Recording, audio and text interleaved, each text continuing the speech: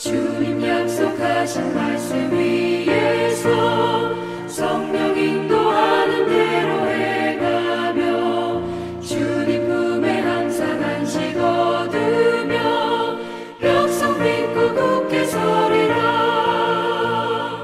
약속 믿고 굳게 서서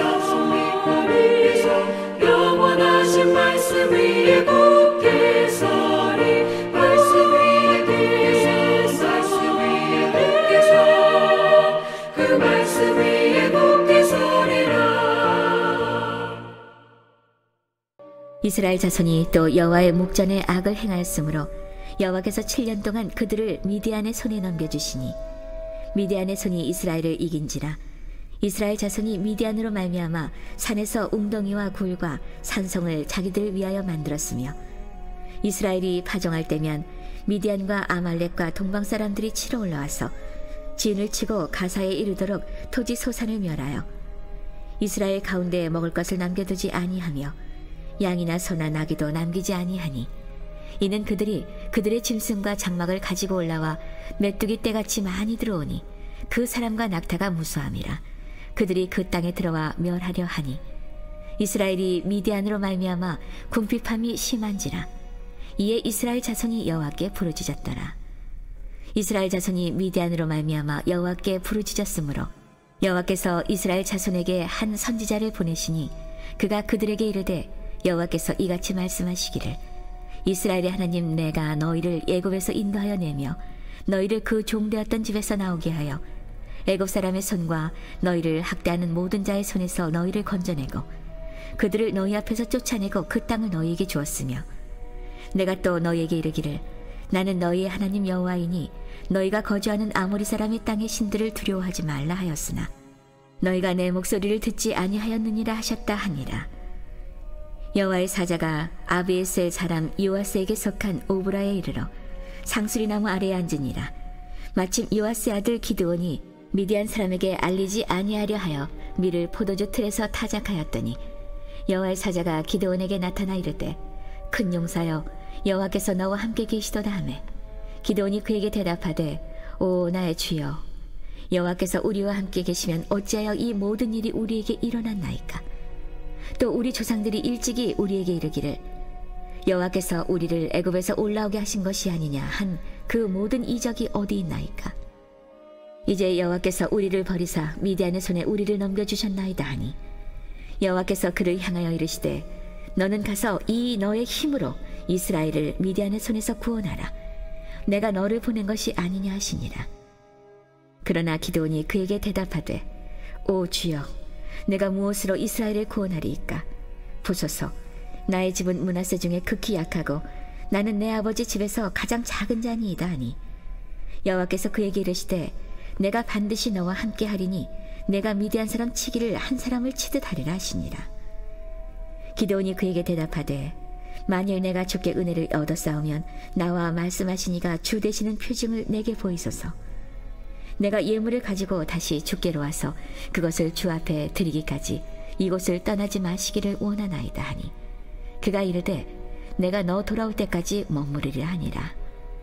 기드온이 가서 염소새끼 하나를 준비하고 가루 한 에바로 무교병을 만들고 고기를 소쿠리에 담고 국을 양푼에 담아 상수리나무 아래 그에게로 가져다가 드리매 하나님의 사자가 그에게 이르되 고기와 무교병을 가져다가 이 바위 위에 놓고 국을 부으라 하니 기드온이 그대로 하니라. 여호와의 사자가 손에 잡은 지팡이 끝을 내밀어 고기와 무교병에 대니 불이 바위에서 나와 고기와 무교병을 살랐고 여호와의 사자는 떠나서 보이지 아니한지라. 기드온이 그가 여호와의 사자인 줄을 알고 이르되 슬프도소이다. 주 여호와여 내가 여호와의 사자를 대면하여 보았나이다 하니 여호와께서 그에게 이르시되 너는 안심하라 두려워하지 말라 죽지 아니하리라 하시니라. 기드온이 여호와를 위하여 거기서 제단을 쌓고 그것을 여호와 살롬이라 하였더라. 그것이 오늘까지 아벳의 사람에게 속한 오브라에 있더라. 자, 오늘 우리가 교재 113쪽 선지자와 여호와의 사자에 관한 내용입니다. 우리가 지난 시간 사사기 5장의 말씀을 잠깐 여러분 생각해 보시면 5장의 그 내용에는 그 4장과 같은 그 사건의 내용의 기록이 담겨져 있지만 4장과 5장은 상황을 다르게 바라보는 관점을 우리에게 이제 전달하고자 하는 내용으로 구성이 되어져 있습니다. 4장은 주로 사람이 어떻게 하나님의 말씀 앞에 순종해서 하나님이 원하시는 이스라엘 민족의 구원을 이루어 갔는가. 그래서 거기에는 어떤 드보라라든지 바락이라고 하든지 또 야일이라고 하든지 이런 사람들의 활동, 그리고 그 어리석은 그 시스라의 모습들, 이런 모습들이 쭉 설명이 되어져 있고, 그 사람을 통해서 하나님이 어떻게 역사하고 있는가를 바라보게 만들기 때문에 사실 그 무대의 주인공이 하나님은 뒤에 숨겨져 있고, 가장 그 바락이라고 하는 그 장군이 그 무대의 중심에 드러나 보이고, 이후로는 또 이 4장의 말씀에 보면 여인이었던 그 시스라를 결국 죽게 만들었던 여인의 모습을 설명을 하면서 야엘의 행동이 어떤 부분에게 우리에게 도전을 주고 있는가 하는 부분을 설명을 해 주셨습니다. 그런데 그 기록이 결국 완전히 하나님의 구원의 역사를 마무리하도록 기록하지 않고 5장에 왔어야 결국 그 땅이 평안해졌다고 하는 이 사사기의 주기의 결론을 보여주면서 5장에는 하나님께서 그 사람들을 통해서 어떻게 구체적으로 역사하셨는가를 더 부각시키면서 5장에는 하나님의 역사가, 하나님의 주권이라든지 하나님의 능력이라든지 하나님의 일하심이 더 크게 드러나는 이 상황을 같이 연결해서 보도록 이렇게 설명을 해 나가셨어요. 그러다 보니까 우리가 여러분이 말씀을 쭉 읽어 나가 보시면서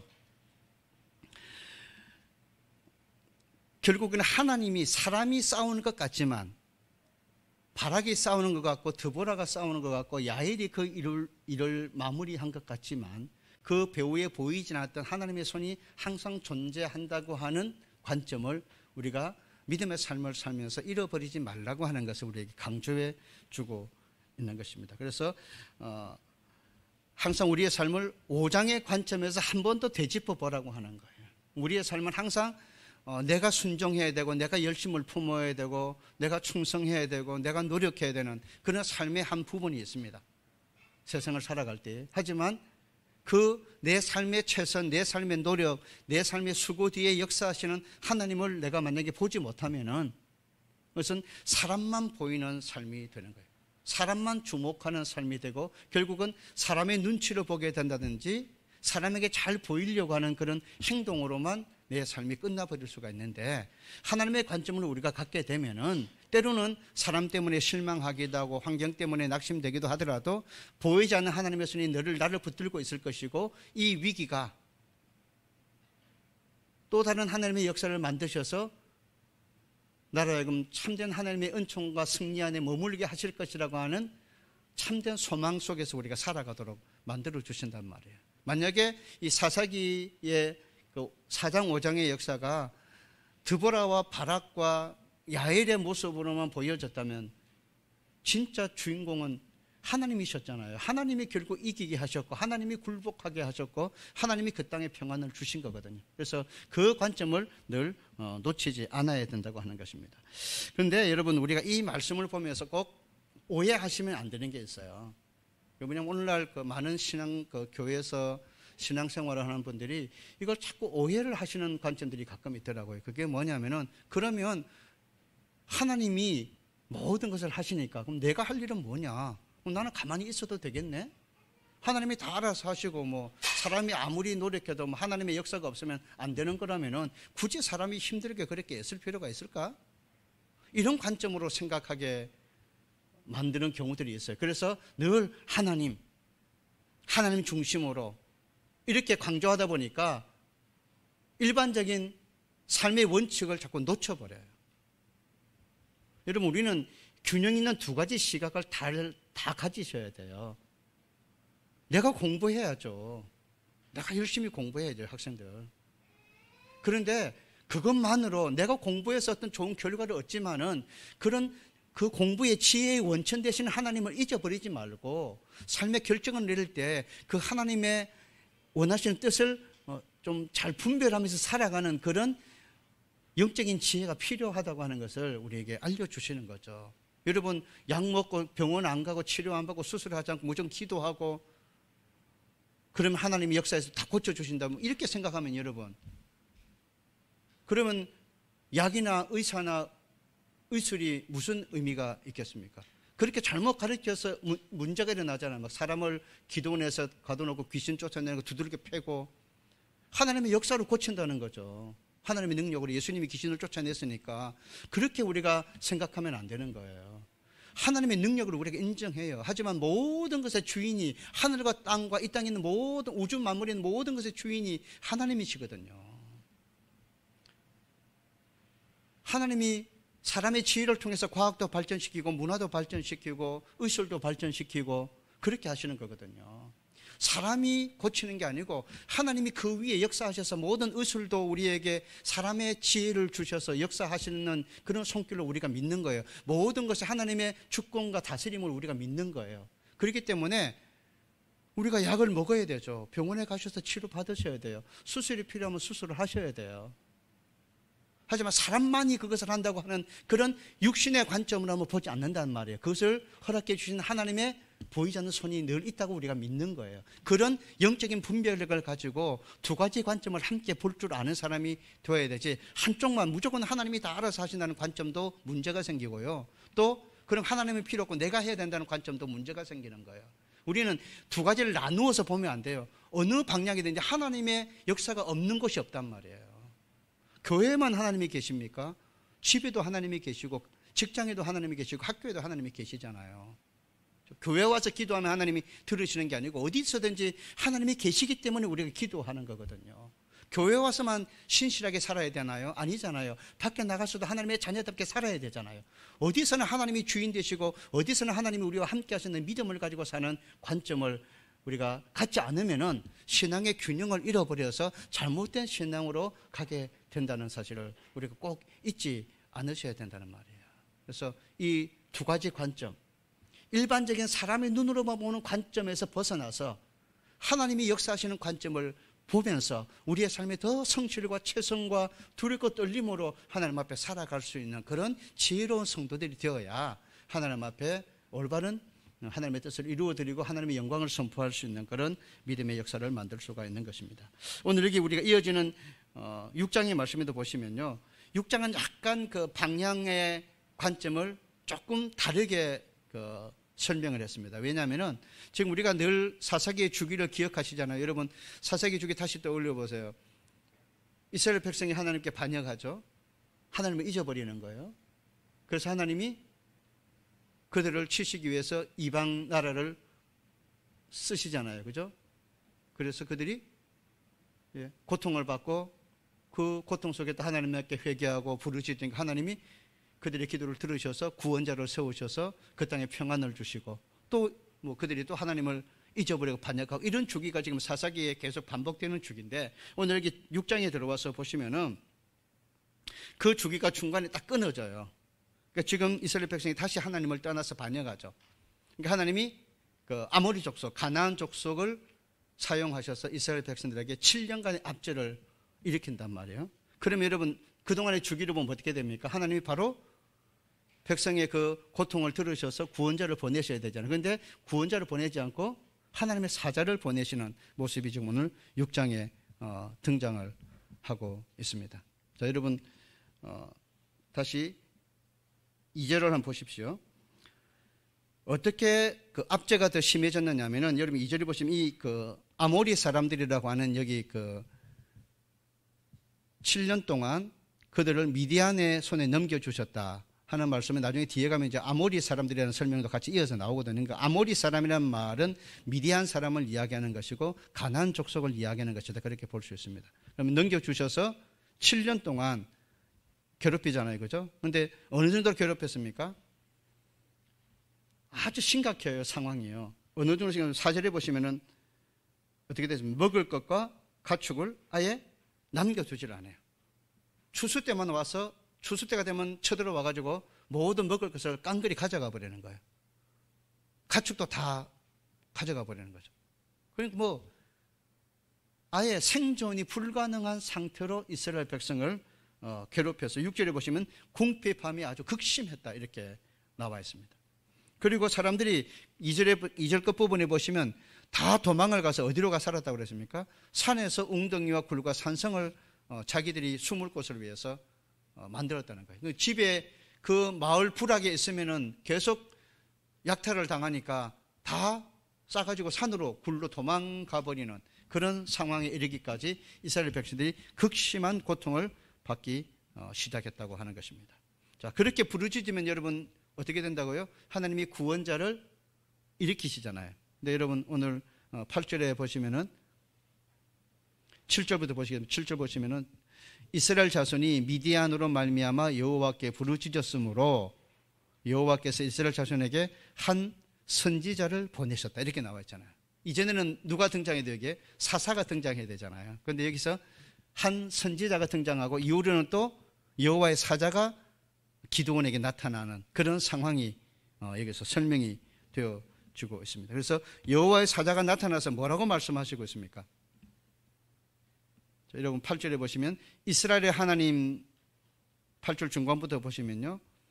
이스라엘의 하나님 내가 여호와께서 이같이 말씀하시기를 이스라엘의 하나님 내가 너희를 애굽 땅에서 인도하여 내며 너희를 그 종되었던 집에서 나오게 하고 이게 무슨 이야기죠 여러분?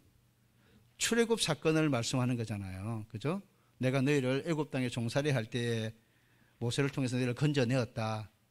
그리고 뭐 그 상황을 좀 더 길게 설명한다면 홍해를 건너서 광야 40년 동안 너희를 먹이고 입히고 지켜서 약속의 땅 가나안에 이르게 했다. 이 하나님의 구원의 역사를 설명하시는 거잖아요. 자, 그런데 여러분 왜 하나님께서 이 6장에 들어와서 이 사건을 언급하신지를 여러분 생각해 보셔야 합니다. 그러면서 이제 하나님이 이스라엘에게 행하신 일, 애굽에서 종되었던 그들을 건져내신 일을 설명하셨고요. 그럼 이 일에 대해서 이스라엘 백성들이 어떻게 반응해야 됩니까? 여러분 10절을 잠깐 보시기 바랍니다. 10절에 보시면 10절 같이 읽겠습니다. 시작.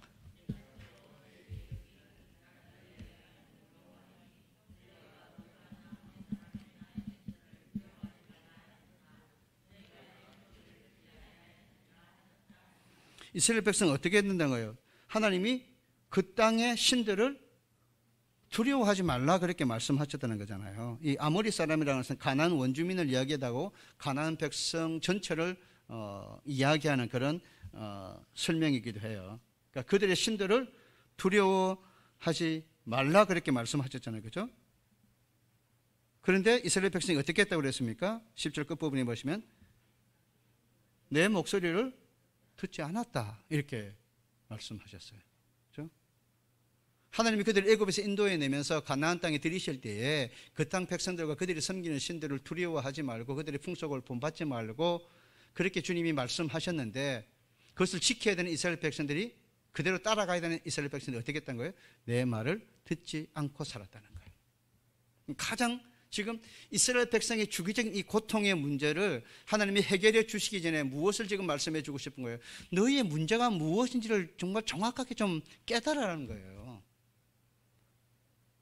우리 1장에서 6장에 이르기까지 이스라엘 백성은 계속 반복되는 삶을 살고 있잖아요. 그런데 그들이 그때마다 회개했어요. 부르짖었단 말이에요. 하나님이 그 기도를 들으시고 구원자를 세워주셨어요. 그런데 그 회개가 진짜였다는 거예요. 그때만, 아쉬울 때만, 다급할 때만, 힘들 때만 하나님 잘못했습니다. 용서해 주세요. 이 어려움을 좀 건져내 바꿔주세요. 이렇게 기도했다는 거잖아요.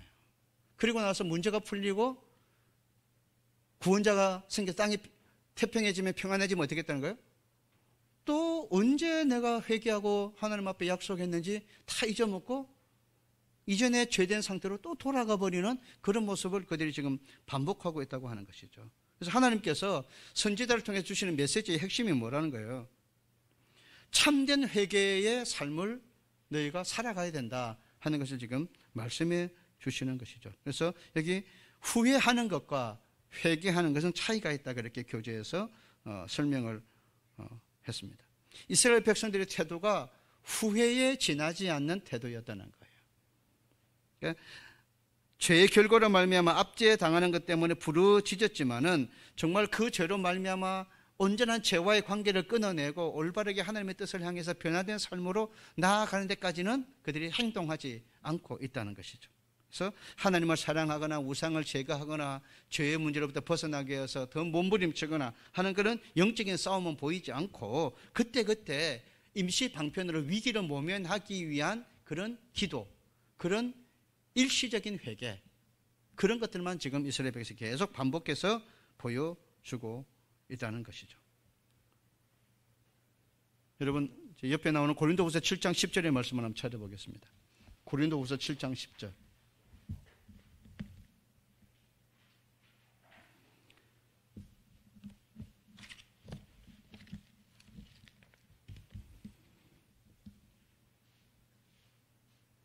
자, 찾으셨으면 읽어주시기 바랍니다.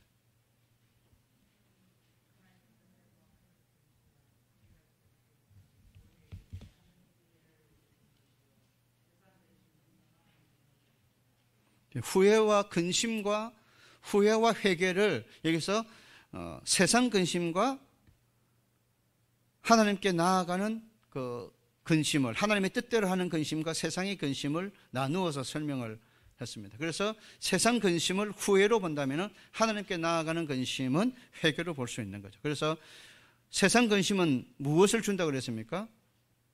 뭘 가져다 준다고요? 사망을 가져다 주고요. 반면에 하나님께로 가는 근심, 그것은 뭘 준다고 그랬습니까? 구원을 가져다 준다, 그렇게 완전히 대조적인 설명을 했잖아요. 그러니까 후회는 하나님께 가지 못하게 한다는 거예요. 그냥 하나님 앞에 가는 척 하는 흉내만 낼 뿐이지 결국은 하나님께로 온전하게 다가가지 못하게 만들기 때문에 잠깐 돌이켰다가 다시 멀어지는 그런 결과밖에 만들지 못한다는 거죠. 결국 그것은 뭘 말하는 거죠? 결국 사망으로, 멸망으로, 심판으로 가는 길들을 이루어내게 되는 것이죠. 그런데 반면에 하나님의 뜻대로 하는 근심, 회개는 구원을 이루어내는 것이죠. 그래서 마음과 생각의 방향을 바꾸고 하나님 앞에 더 애통하는 마음으로, 더 갈급한 마음으로, 더 사모하는 마음으로 하나님 앞에 나아가게 만들므로 말미암아 그 회개가 진정한 구원과 회복을 이루는 그런 역사를 만들게 된다고 하는 것이죠. 여러분들이 어떤 죄의 상황 속에 빠져서 그것을 돌이키고자 할 때 후회하는 사람인지 회개하는 사람인지 가만히 생각해 보세요. 근데 우리의 회개라고 하는 그 말 속에는 세 가지가 같이 이루어져야 되는 거거든요. 감정적인 변화와 생각의 변화와 행동의 변화가 같이 있는 게 회개거든요. 아, 뭐 죄를 지었구나. 아, 이거 잘못됐구나. 생각만 하고 끝나버리면 안 돼요. 막 마음으로 하나님 죄송해요. 너무너무 잘못했어요. 이렇게 감정적인 느낌만으로 안 된단 말이에요. 진짜 이전의 삶의 자리에서 완전하게 삶이 리셋되고 터닝 포인트가 되어서 돌아가는 그런 삶이 되어야만 이 세 가지가 지식적으로 하나님 앞에 하나님 내가 이거 잘못했습니다. 죄송합니다 하는 지적인 고백과 내 마음을 다해서 하나님 정말 내가 하나님의 뜻대로 살기를 원합니다 하는 그런 감정의 변화, 내적인 변화와 행동의 변화, 삶의 변화가 같이 따라가줘야만 이게 회개가 되는 것이지. 근데 우리의 회개는 자꾸 지적인 회개에서 멈출 때가 있어요. 아, 하나님 내가 잘못한 것 같아. 아, 내가 죄진 것 같다. 내가 말씀대로 못 산 것 같다. 자꾸 이렇게만 생각하는 거죠. 후회만 하는단 말이에요. 아, 하나님 너무 죄송해요. 내가 왜 이런지 모르겠어요. 하나님 막 때로는 막 눈물을 흘리고 콧물도 흘리고 막 대성통곡하기도 하는데 행동의 변화까지 안 가버리면 그것은 그냥 후회하는 거예요. 안타까워하는 거죠.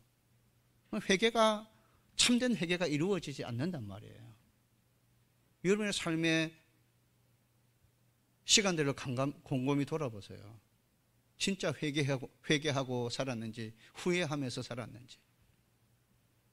회개했다면 훨씬 더 달라졌어야 되죠. 우리 회개가 성경적인 하나님이 보시는 그 회개가 말씀이 요구하는 회개가 아니고 단순히 나의 후회와 한숨과 안타까움으로 끝나버리기 때문에 계속 똑같은 일이 내 삶 속에 반복되고 일어나고 있다고 말이에요. 이스라엘 백성의 주기가 바로 그런 거거든요. 후회만 가득하지, 후회의 소리만, 그 애통의 소리만 가득하지, 진정한 회개의 눈물과 진정한 삶의 변화가 그들에게 따라가지 않으니까 계속 삶의 역사의 주기가 반복되고 또 반복되는 그런 과정으로 끝나버리는 그런 신앙이 되어버리잖아요.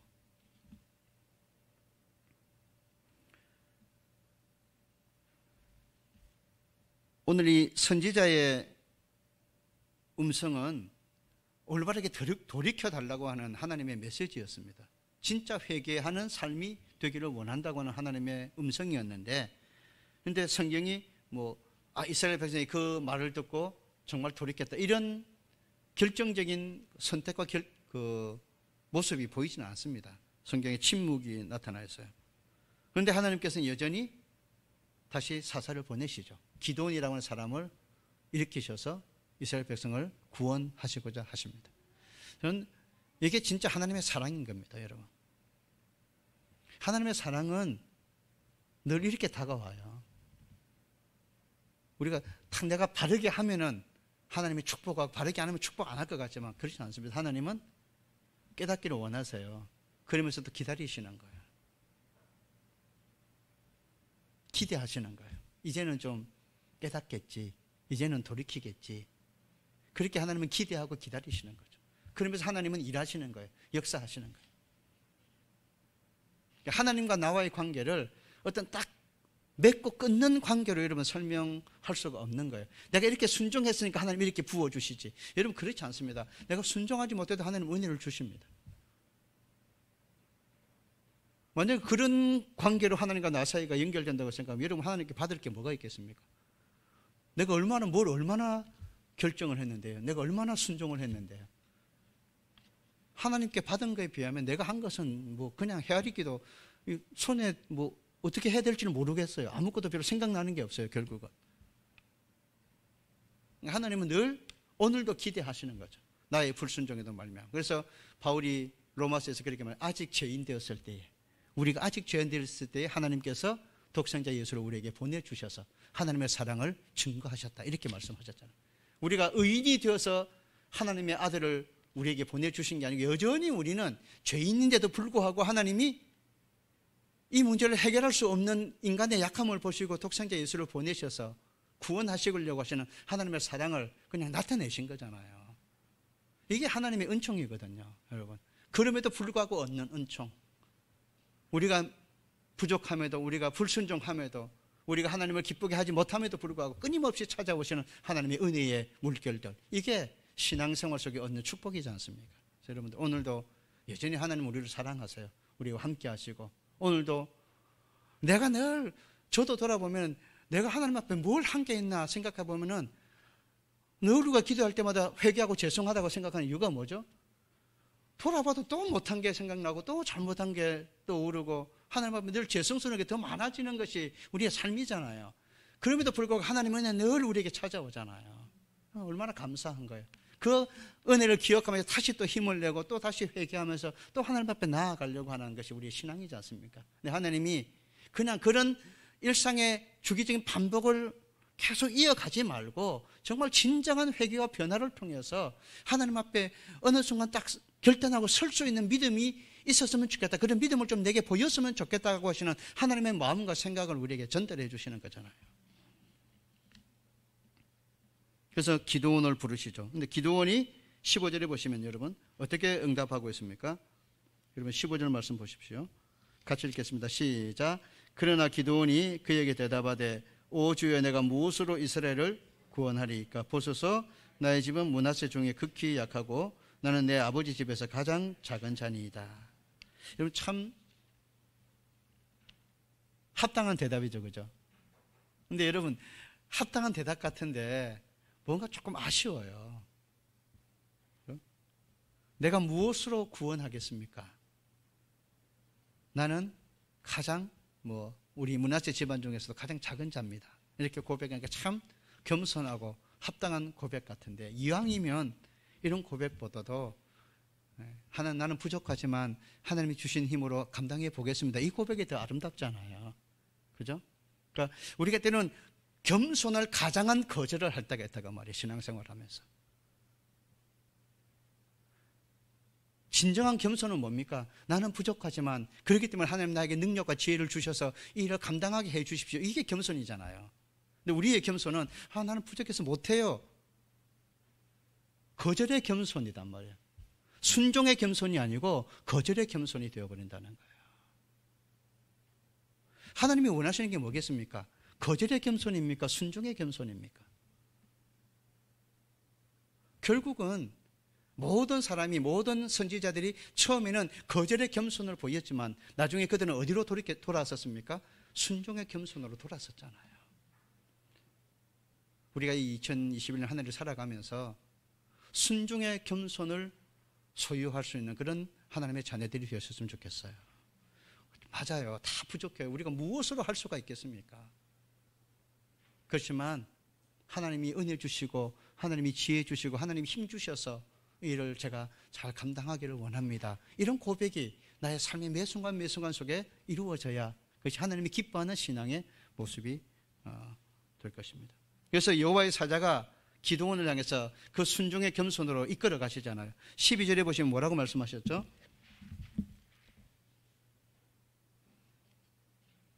큰 용사여 여호와께서 너와 함께 하신다. 아니야, 너는 작은 자가 아니야. 너는 하나님 앞에 큰 사람이야. 하나님이 함께 해주잖아. 그렇게 말씀하셨어요. 14절에는 뭐라고 하셨습니까? 14절 보십시오. 여호와께서 그를 향하여 이르시되 너는 가서 이 너의 힘으로 이스라엘을 미디안의 손에서 구원하라. 내가 너를 보내지 않았느냐. 내가 너를 보낸다. 이 너의 이 큰 힘, 기드온이 가진 힘이 무엇입니까? 하나님이 함께 하시는 것, 하나님이 보내시는 거잖아요. 그렇죠? 하나님의 힘으로 이 사명을 감당하라고. 그런 힘이 너에게 있다. 그런 힘을 내가 너에게 공급한다. 그렇게 말씀하는 거잖아요. 16절에는 뭐라고 되어 있습니까? 내가 반드시 너와 함께 하리니 네가 미디안 사람 치기를 한 사람 치다 하리라. 미디안의 큰 민족도 한 사람 상대하듯이 그렇게 하게 될 거다. 하나님이 함께 해주신다고 말씀하는 거잖아요. 그러니까 여호와의 사자의 이 반복되는 메시지를 들으면 우리가 금방 눈치채잖아요. 하나님이 겸손의 순종을 요구하고 있는 거구나. 그래, 맞아. 너는 약한 자야. 너는 작은 자야. 네가 무엇을 할 수 있어. 하지만 내가 너와 함께 하잖아. 내가 너에게 힘을 줄 거잖아. 내가 너를 보내잖아. 그러니까 감당해 나가는 걸 순종하라는 거잖아요. 여러분, 이 분명한 믿음의 고백을 가지고 여러분 일하셨으면 좋겠어요. 하나님이 부르셨잖아요. 하나님이 직분 주시고 하나님이 선택하신 거잖아요. 그렇죠? 제가 담임사관이나 지방장관이 임명한 겁니까? 그것은 하나의 관점이죠. 하지만 그 뒤에 또 다른 관점은 하나님이 그 사람들을 통해서 직분을 주시는 거잖아요. 부르시는 거잖아요. 저도 마찬가지예요. 제가 사령관이 사관을 임명해서 너 부산영문의 담임사관으로 가라 이렇게만 생각하지 않습니다. 하나님이 보내셨다고 믿습니다. 그래서 순종하는 거죠. 그것이 좋은 곳이든 어려운 곳이든 그래서 순종하는 거죠. 하나님이 보내셨으니까, 하나님이 선택하셨으니까 힘 주실 것이고 하나님이 쓰실 것이고, 그러면 우리는 하나님 나는 참 부족하지만 아멘 하며 순종하겠습니다. 이 고백이 늘 우리의 고백이 돼요. 이게 진짜 겸손인 겁니다, 여러분. 은근슬쩍 겸손을 가장한 불순종의 길로 빠지지 마시기 바랍니다. 하나님이 절대로 기뻐하지 않는 그런 삶의 모습입니다. 그래서 바울은 늘 내게 능력 주시는 자 안에서 내가 모든 것을 감당한다. 그는 그렇게 고백했습니다. 오늘 믿음의 삶을 걸어가는 우리의 신앙생활 속에서 정말 나는 부족하고 연약할지라도 나를 붙드셔서 역사하시는 하나님의 능력과 크심을 우리가 늘 바라보셔야 되겠고, 정말 진정한 회개의 자리로 계속해서 반복되는 흉내내고 잠깐 후회하는 그런 회개의 눈물, 그런 감정의 변화, 그런 말의 그런 대답들, 이런 것들을 빨리 끊어내고 진정한 고백과 삶의 변화를 가지고 하나님 앞에 설 수 있는 그런 사람을 하나님은 지금도 찾으시고 기다리신다. 하는 것을 우리가 잊어버리지 않으셨으면 좋겠습니다. 본질은 여러분 하나님 앞에 올바르게 돌이키는 것입니다. 흉내내는 신앙이 아닌 진짜 신앙인들, 겸손을 가장한 신앙인이 아닌 진정한 겸손을 가지고 하나님의 능력을 신뢰하는 사람, 그런 사람들이 되시기를 오늘 선지자와 여호와의 사자를 통해서 우리에게 주시는 그 메시지를 듣고 하나님 앞에 다시 일어나는 우리 성도들이 되시기를 간절히 축복합니다.